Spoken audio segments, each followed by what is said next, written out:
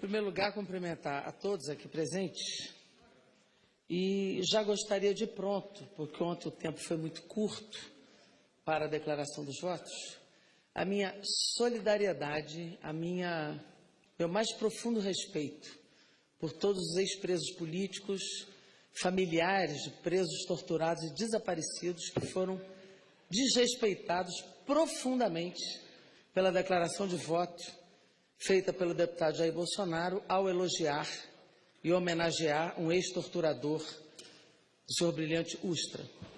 Isso é um desrespeito à história, à vida, à democracia e a esses lutadores pela liberdade no Brasil, mostrando como os torturadores se manifestam durante toda a história brasileira. É desse jeito, assim, como foi feito ontem aqui, e que merece o nosso repúdio e o nosso posicionamento.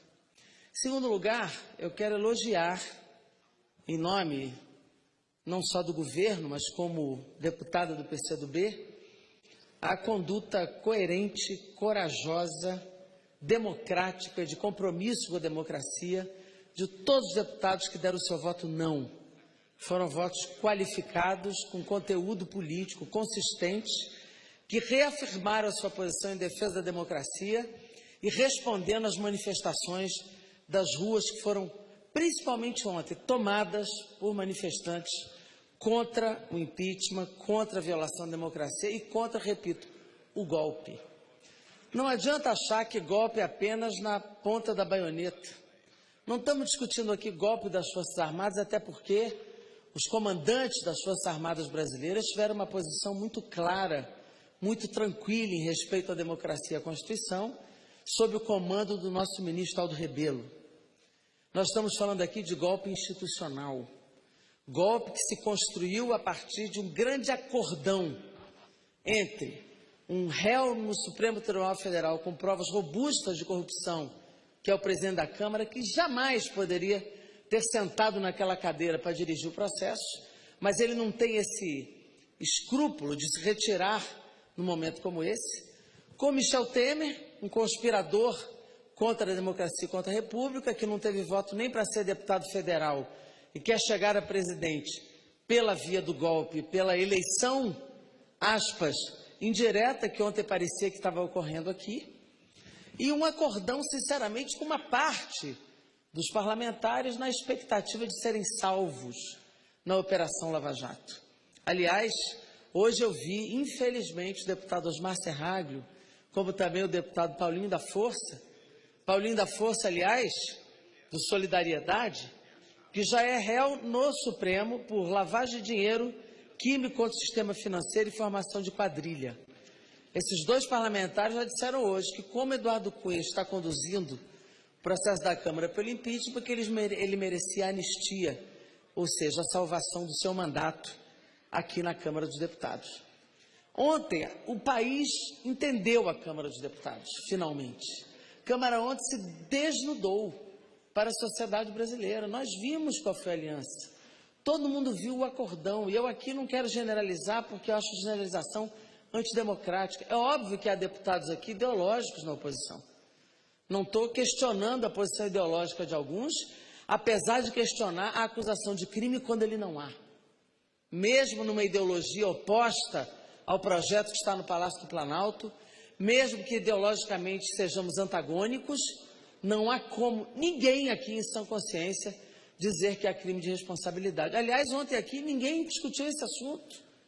Parecia a passeata com Deus pela tradição, família e propriedade.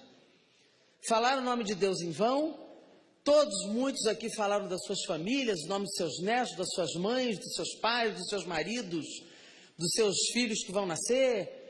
Fizeram aqui uma discussão que nada tem a ver com uma discussão de crime de responsabilidade, mas eu acho que para alguns aqui pesou a terceira, que foi a propriedade.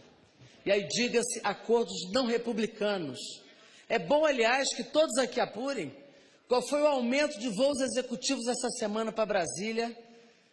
Vá lá apurar na aeronáutica para ver que, ao que tudo indica, foram triplicados os voos executivos para Brasília de empresários desse país para bancar o acordo.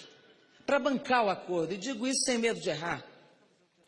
Aliás, é bom que se diga também que a Fiesp, quando apoiou as manifestações, usou dinheiro público. Já temos uma ação popular, junto com o deputado Adi e vários outros, para que seja apurado qual foi o dinheiro usado pela Fiesp nas manifestações, já que seu orçamento, 65% é de orçamento público. Aqui ontem, muitos deputados acusados ou até já condenados criminalmente ou inseridos na Operação Lava Jato votaram contra a presidenta Dilma. Votaram sim, numa deslavada desproporção entre o que é a história da presidenta Dilma e a sua própria história, do deputado que aqui votou. Em que crime é acusada a presidenta Dilma? Qual é a propina que lhe é acusada? Qual o crime de enriquecimento próprio ou ilícito?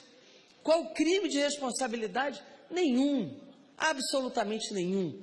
E a sociedade ontem viu esse conluio funcionando aqui, com traições claras e abertas de deputados que tinham se comprometido a votar pela democracia e que aqui uns 30, eu achava ofensivo falar o efeito manada, mas ontem eu acho que coube essa posição e esse nome, porque uns foi voto útil, uns atuaram pelo voto útil nesse chamado efeito manada e outros, me desculpem dizer, mas preciso apurar que acordos foram esses que talvez sequer possam ser revelados para o bem de um mínimo de dignidade do parlamento brasileiro.